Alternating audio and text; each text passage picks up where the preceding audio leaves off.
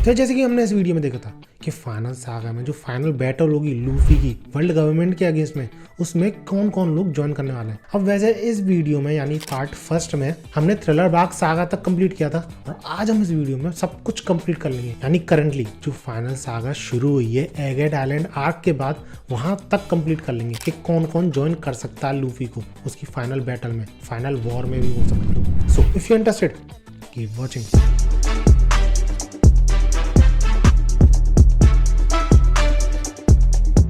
अब यार थ्रिलर बाग सागा के बाद आता है समिट वॉर सागा, जिसमें से कि सबसे पहला आर्क है सबोडी आर्क, जिसके दौरान काफी सारे हमें पायरेट्स देखने को मिले थे, यानी वॉच जनरेशन के पायरेट्स जो कि लूफी की तरह ही नए नए पायरेट्स बने हैं और काफी ज्यादा तबाही मचा रहे हैं वर्ल्ड गवर्नमेंट के लिए। दूसरों के लिए है कि नहीं ये सच्चाई पता नहीं। और इन्हीं पायरेट्स में से कौन कौन लूफी को ज्वाइन करेगा यही देखते हैं। सबसे पहले बोनी, जो कि 101% लूफी को ज्वाइन करेगी ही, फिर चाहे वो उसके क्रू मेंबर के तौर पर करे या फिर रिवॉल्यूशनरी आर्मी मेंबर के तौर पर या फिर क्रू के तौर पर भी हो सकता है, लेकिन क्रू के चांसेस बहुत कम है क्योंकि यार बोनी ने अपना क्रू बनाया ही था कुमा को ढूंढने के लिए। अब कुमा मिल चुका है, भले उसकी हालत बहुत बुरी है लेकिन मिल चुका है, फुलफिल हो चुका है रोल। अपना क्रू डिसबैंड कर देगी, उसके बाद रिवॉल्यूशनरी आर्मी ज्वाइन करेगी या फिर स्ट्रॉयर्स को, और इस तरीके से उसके साथ फाइनल बैटल लड़ेगी। इसके बाद आता है हॉकिंस, जो कि यार वानो आर्क में शायद मर चुका है तो उसका कुछ कह नहीं सकते, वो तो ज्वाइन करेगा ही नहीं 100%। इसके बाद आता है किड, जो कि 101% ज्वाइन करेगा लूफी को उसकी फाइनल बैटल में, क्योंकि तुमने सारे एनिमेज में देखा ही है जो भी राइवल्स होते हैं वो भले ही कहने को फाइटर्स होते हैं, एक दूसरे से फाइट करते हैं,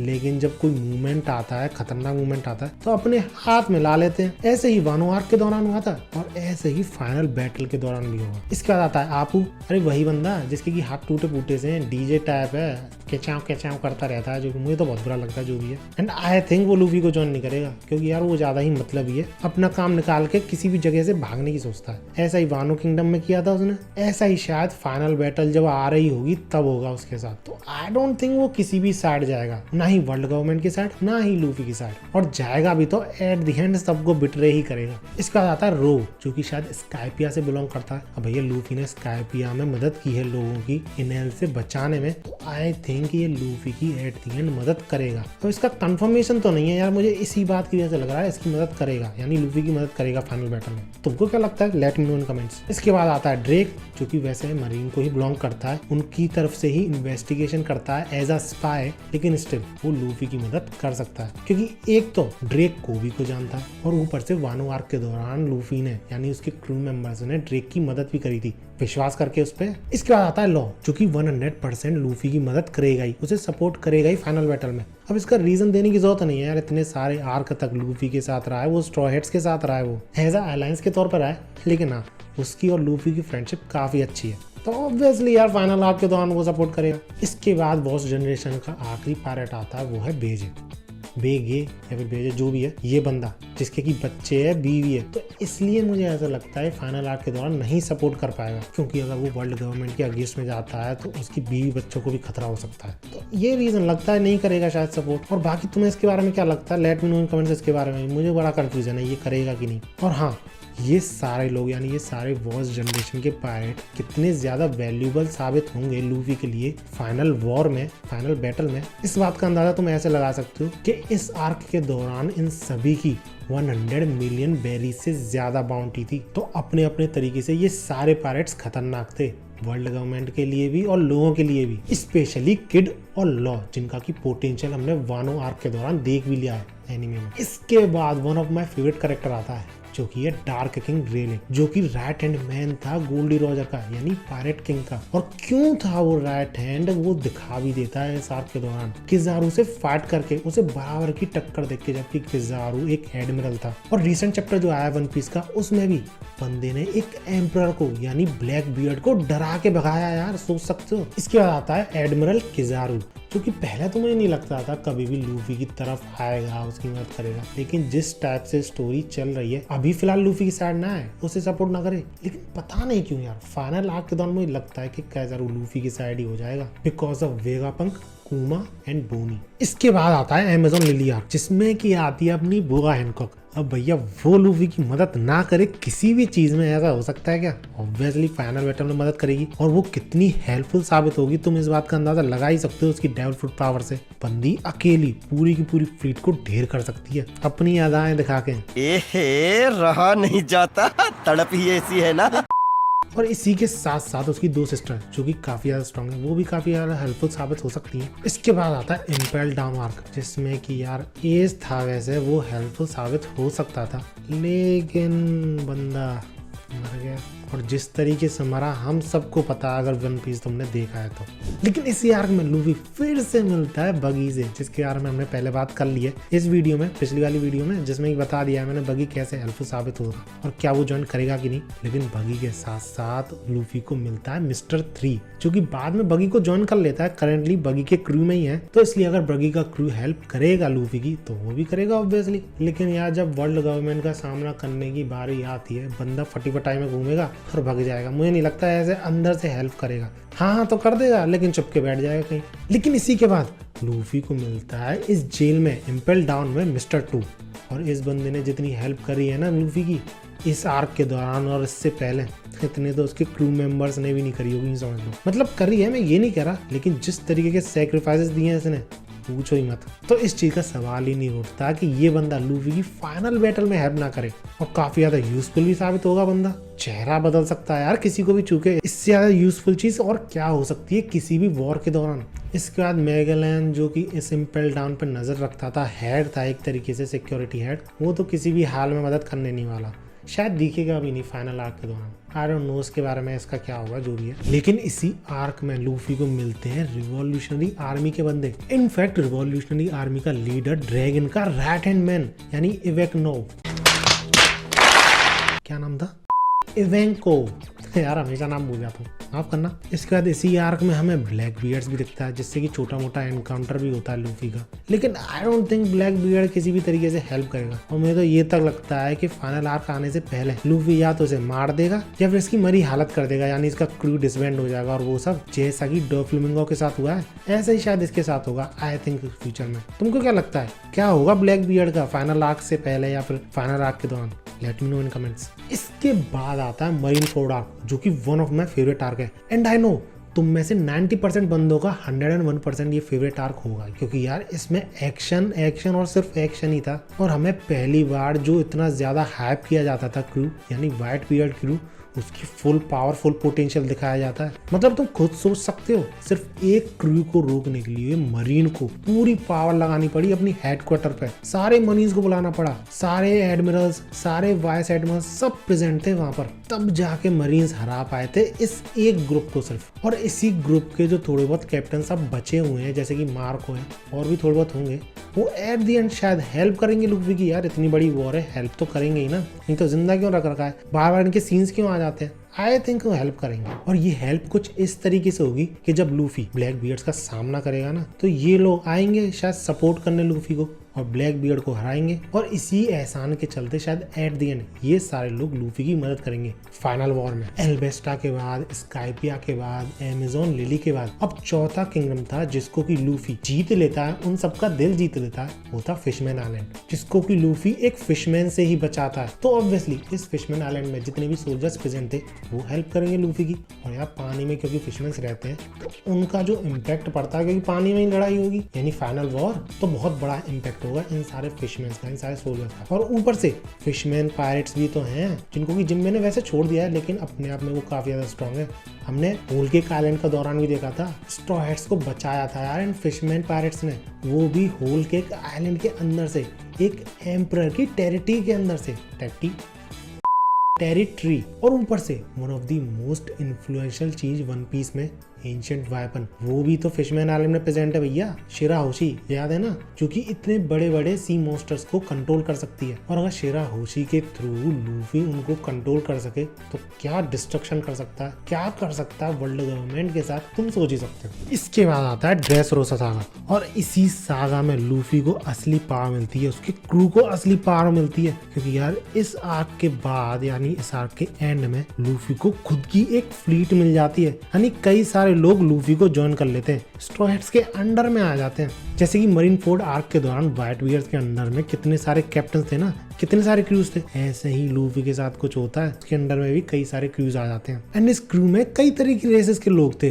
ड्वार्फ्स थे, जायंट्स थे, एंड कई सारी रेसेस थी। अब इस फ्लीट में एग्जैक्टली कौन कौन प्रेजेंट था, कितने ज्यादा पावरफुल थे जो भी वो प्रेजेंट थे, इस पे खुद पे एक वीडियो बन सकती है, अगर चाहिए तो कमेंट्स में बता देना। लेकिन लूफी को ये फ्लीट मिलने से पहले उसका सामना होता है सिजर से पंख हजार्ड पे। अब यार सिजर एक मतलबी बंदा है जो कि अपनी करता है जब तक उसे फोर्स ना कराया जाए। जैसे कि उसका दिल निकाल के रख लिया था, फिर जो मनमानी चाहे उसे कराई जा रही थी, ऐसा ही करवा सकते हैं उससे, नहीं तो वैसे तो किसी हालत में वो लूफी को सपोर्ट नहीं करने वाला। इसके बाद आता है डोफ्लेमिंगो जो कि किसी भी हाल में लूफी का सपोर्ट नहीं करेगा। इनफैक्ट मुझे तो ये भी लगता है कि वर्ल्ड गवर्नमेंट लूफी के अगेंस्ट में फाइट कराएगी डोफ्लेमिंगो की, यानी अपने साथ जोड़कर लूफी से फाइट कराएगी फाइनल वॉर में। इसके बाद इसी आर्क में हमें एक और बंदा शो कराया जाता है, एक एडमिरल यानी फुजीतोरो, जो कि मुझे लगता है कि लूफी का ही सपोर्ट करेगा फाइनल आर्क में। तुमने देखे भी था ड्रेसरोसा में कितना ज्यादा सपोर्ट कर रहा था वो लूफी को एट द एंड जब वो ड्रेसरोसा से भाग रहे थे। So that's why I think जब उसे पता चलेगा कि लूफी ये सब कुछ क्यों कर रहा है, क्यों वॉर छेड़ रहा है वर्ल्ड गवर्नमेंट के अगेंस्ट में, रीजन पता चलेगा उसे,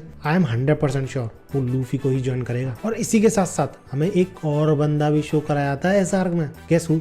साबो, जो कि फिर से एक रिवॉल्यूशनरी आर्मी का बंदा था, इनफैक्ट कमांडर था रिवॉल्यूशनरी आर्मी का। तो जैसा कि मैंने तुम्हें बताया ये लूफी को रिवॉल्यूशनरी आर्मी सपोर्ट करेगी तो वैसे ही साबो भी करेगा, और नहीं भी करती तो साबो तो जरूर करता ही। भाई था यार लूफी का, भले ही मुंह बोला सही लेकिन भाई था। इसके बाद आता है ज़ो आर्क, जिसमें कि पहले तो सारे मिंग्स सपोर्ट करेंगे ही लूफी का, इतनी ज्यादा मदद जो करी है उसने वानो आर्क के दौरान। दूसरा वो एलिफेंट यानी जुनेशा, वो भी हेल्प करेगा ही लूफी की। भैया जॉय बॉय है अपना लूफी, कैसे हेल्प नहीं करेगा। ये ह्यूज एलिफेंट वानो किंगडम तक पहुंच गया था लूफी की हेल्प करने, वर्ल्ड गवर्नमेंट के अगेंस्ट में जाना पड़ा तो भी जाएगा ये 100% श्योर। यार 800 सालों से इंतजार कर रहा है, कैसे नहीं जाएगा। इसके बाद आता है होल केक आइलैंड आर्क, जिसमें कि हमें कई तरीके के लोग दिखाए गए थे जो कि लूफी का सपोर्ट कर सकते हैं। सबसे पहले जर्मा से मेरा मतलब है जो सांजी की फैमिली है वो 100% सपोर्ट करेगी, क्योंकि उनकी मेंटलिटी आई थिंक इस आर्क के एंड तक चेंज हो गई थी, स्पेशली सांजी को लेकर। इसलिए सांजी की वजह से जर्मा 66 की टेक्नोलॉजी, उनके सोल्जर्स, उनकी आर्मी जो कि स्पेशलाइज्ड है मार्शल आर्ट्स में, वो सब हेल्प करेंगे, सपोर्ट करेंगे लूफी को, स्ट्रॉ हेड्स को फाइनल आर्क में। इसके बाद अगर यार बिग मॉम पायरेट्स की बात करें तो बिग मॉम तो बढ़ चुकी है, लेकिन उसके सारे बच्चे जो हैं, सारे क्रू मेंबर्स जो हैं, जिन बच्चे क्रू मेंबर्स ही हैं वो सारे अभी भी जिंदा है और डिसबैंड नहीं हुए हैं, होल केक आइलैंड पे अभी भी रह रहे हैं। तो आई थिंक वो सारे सपोर्ट करेंगे लूफी को। और तुम सोच रहे हो क्यों? क्योंकि यार ब्लैक बियर्ड ने पुडिंग को किडनैप कर लिया है, सो डैट वो पॉनिग्लिफ पढ़ सके और Blackbeard pirates One Piece तक पहुंच सके। क्योंकि पुडिंग और रॉबिन ये दोनों ही एक ऐसी बंदियां हैं जो कि पॉनिग्लिफ पढ़ सकती हैं। रॉबिन तो आराम से अभी भी पढ़ सकती है, लेकिन पुडिंग अभी पढ़ नहीं सकती, लेकिन वो पोटेंशियल लगती है पढ़ने का तीसरी आंख की वजह से। तो इसलिए ब्लैक बियर्ड पायरेट्स ने उसे किडनैप कर लिया। अब आई थिंक लूफी हेल्प करेगा, जैसे कि मैंने बताया ब्लैक बियर्ड्स का सामना होगा जब उससे, तो पुडिंग को बचाया जाएगा। और पुडिंग को बचा लिया जाएगा तो बिग मॉम पायरेट एहसान तले आ जाएंगे भैया लूफी, और इसी एहसान के चलते फाइनल बैटल में ये पूरा ग्रुप, ये पूरा क्रू सपोर्ट करेगा लूफी को। इसके बाद आती है वानो कंट्री सागा, जिसमें कि हमें वानो किंगडम जो दिखाया गया है वो काफी ज्यादा हेल्पफुल साबित हो सकता है लूफी के लिए, बिकॉज ऑफ मेनी रीजंस। क्योंकि अब वानो किंगडम अपने हथियारों के लिए जाना जाता था, इतने तगड़े हथियार बनते थे इसमें। पॉनिग्लिफ तुम सोच सकते हो जो कि सारी दुनिया में बिखेरी हुई है, कितनी ज्यादा इंपॉर्टेंस है उनकी, वानो किंगडम में ही बनी है। समुराई यहाँ पे प्रेजेंट है, निंजाज यहाँ पे प्रेजेंट है जो कि हेल्प करेंगे लूफी की, और जो मिंग्स हैं वो भी लूफी को सपोर्ट इसलिए ही कर रहे हैं क्योंकि उसने वानो किंगडम को कायदो के हाथों से बचाया है। एंड उसके बाद आता है अपना मोमोनोसुके जो कि खुद कायदो जैसा बन गया है, यानी ड्रैगन बन गया है। और तुम सोचो कायदो जितना स्ट्रॉन्ग अगर वो बन जाए ट्रेनिंग करके, कायदो जितना नहीं उससे कम भी बन जाए, अगर आधा भी बन जाए, तो कितना ज्यादा हेल्पफुल साबित होगा लूफी के लिए फाइनल फाइट में। इसके बाद इस आर्क में तामा की बात करें, यानी वो छोटी बंदी जो डम्पलिंग निकाल लेती है अपने गालों से एनिमल्स को कंट्रोल करने के लिए, वो शायद इस फाइनल बैटल में नहीं आएगी यार, क्योंकि कुछ भी हो है तो ये बच्ची ही ना, लूफी शायद अलाउ नहीं करेगा इस चीज में, और सही भी है। इसके बाद आता है यामाटो, जिसने कि कायदो को काफी देर तक संभाल के रख रखा था, और कायदो को संभालना इतने टाइम तक ये अपने आप में ही काफी बड़ी बात है। तो हाँ, फाइनल बैटल में ये भी सपोर्ट करेगा ही लूफी को। अभी इसलिए रुका हुआ है क्योंकि मोमोनोसुके और बाकी सब कमजोर है, कोई और अटैक करता है वानों पे तो वो संभाल नहीं पाएंगे, लेकिन जब स्ट्रॉन्ग बन जाएंगे तो आई थिंक, मुझे तो ये तक लगता है कि वो उसका क्रू भी ज्वाइन करेगा। इसके बाद किड और लॉकी की बात करें तो इस आर्क में कंफर्म हो जाता है कि वो लूफी के राइवल्स हैं, और अगर राइवल्स है तो 100%, और अगर राइवल्स है तो 100%। ये मुंह से सुपारी निकाल के बात कर रहे बाबा, पट्टे क्यों आ रहा है ये? और अगर राइवल्स है तो 100%, अबे साले, और अगर राइवल्स है तो 100% श्योर ये हेल्प करेंगे लूफी की। इसके बाद अब बात करें अगर फाइनल सागा की, जो कि अभी एनिमे में नहीं दिखाया गया है और मांगा में भी पहला आर्क ही चल रहा है इस सागा का, जो कि है एगेड आइलैंड आर्क, और इस आर्क में हमें ये शो कर दिया गया है कि वेगापंक लूफी के साथ भागना चाह रहा है। अब भागने के बाद वो रिवॉल्यूशनरी आर्मी ज्वाइन करेगा या फिर लूफी के साथ ही रहेगा। And I think most probably वो रिवॉल्यूशनरी आर्मी को ही ज्वाइन करेगा। और मैंने जैसा कि पहले बताया, रिवॉल्यूशनरी आर्मी लूफी को सपोर्ट करेगी तो वेगापंक, उसकी टेक्नोलॉजी, उसकी नॉलेज सब कुछ सपोर्ट में होगा लूफी के। और तुम खुद ही सोचो, जब फ्रैंकी की शिप मेकिंग एबिलिटी और वेगापंक की टेक्नोलॉजी मिल जाएगी तो किस तरीके की शिप्स बन सकती हैं। इसके बाद बोनी, जैसा कि मैंने वीडियो की शुरुआत में बताया, कैसे हेल्प करेगी लूफी की, कैसे ज्वाइन करेगी। और काइजारू की बात करें तो भी मैंने बता दिया, वो ज्वाइन कर सकता है, शायद फ्यूचर में हो सकता है। 100% श्योर नहीं है लेकिन हाँ कर सकता है, चांसेस हैं। इसके बाद मोस्ट इंपॉर्टेंट थिंग जो कि इस आर्क में रिवील हुई है वो है एंशिएंट रोबोट। और तुम्हें याद है ना, वो एंशिएंट रोबोट चालू हो गया था तब जब लूफी गियर 5 में कन्वर्ट हुआ था। यानी जॉय बॉय से कुछ ना कुछ तो कनेक्शन है इस रोबोट का। और आई थिंक ऐसे ही कई सारे रोबोट्स होंगे और वो लूफी की मदद करेंगे जब लूफी गियर 5 में कन्वर्ट हुआ करेगा। अब वो सारी चीजें तो वेगापंक ही सॉल्व करेगा, लेकिन at the and I think solve कर ही लेगा। और वो सारे रोबोट्स लूफी की जब हेल्प करेंगे, इतने बड़े रोबोट्स, तो क्या कारनामा खिलाया जाएगा भैया फाइट में, तुम सोच ही सकते हो। इसके बाद इस आर्क के बारे में तो हमें इतना ही पता है, लेकिन इसके बाद जो आर्क आने वाला है वो है एल्बेफ आर्क, जिसमें कि हमें दिखाया जाएगा एल्बेफ आइलैंड, जहाँ पर कि जायंट्स रहते हैं। और जैसा कि मैंने पिछली वीडियो में तुम्हें बताया था, वो दो जायंट्स ब्रूगी जो भी हैं, वो दोनों हेल्प करेंगे लूफी की। वो भी इसी आइलैंड से बिलोंग करते हैं और वापस पहुंच चुके हैं वापस आइलैंड पे। लूफी के बारे में बताया होगा लोगों को। और ऊपर से लूफी की ही फ्लीट में एक जायंट प्रेजेंट है। इनफैक्ट जायंट का पूरा क्रू प्रेजेंट है, तो उनके थ्रू भी पता चलेगा लूफी के बारे में। और वो सारा क्रू भी हेल्प करेगा ही, लूफी की फ्लीट में आता है भैया। सो दैट्स हाउ लूफी को जायंट्स के थ्रू भी हेल्प मिलेगी। And that's it. I think इतने लोग काफी हैं यार वर्ल्ड गवर्नमेंट को पेल के रखने के लिए। तुम सबको क्या लगता है? लेट मी नो इन कमेंट्स। वीडियो अच्छी लगी तो लाइक जरूर करना यार, काफी मेहनत लगी लंबी वीडियो में। टारगेट रखते हैं फिर से 5000 लाइक्स। मिलते हैं अगली वीडियो में और भागो।